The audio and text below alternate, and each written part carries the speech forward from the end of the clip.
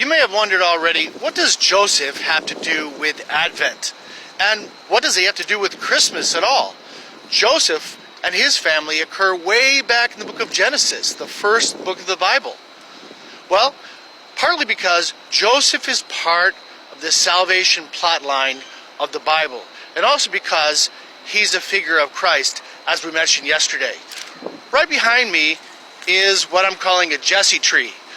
A Jesse tree is a symbolic tree, and today it has 6 ornaments on it, all part of the salvation plotline. Today is day 6 of Advent, so there are 6 ornaments. The wind is blowing them a little bit wildly right now, but if you could see them, you would see a picture representing some part of the biblical plotline, all of which eventually lead to the prophecies of the Messiah, and even past that, to Jesus himself. Now we get really close to Christmas. Isn't Christmas about Jesus? But it's also about what he came to do. It's about his purpose.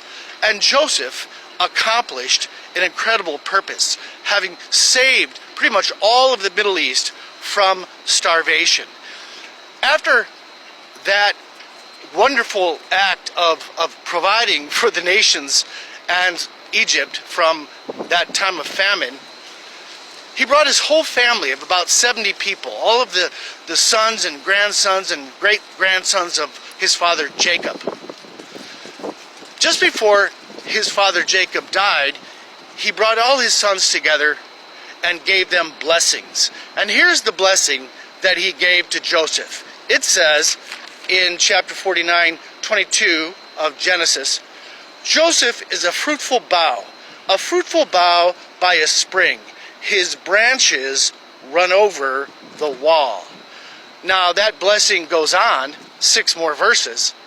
But remember that, his branches run over the wall. Now of course that's a symbolic, metaphorical way of saying that Joseph's influence had become enormous during his own lifetime and even beyond.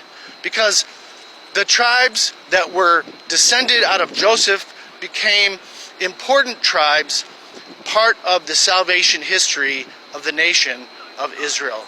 We'll continue with that in the next one.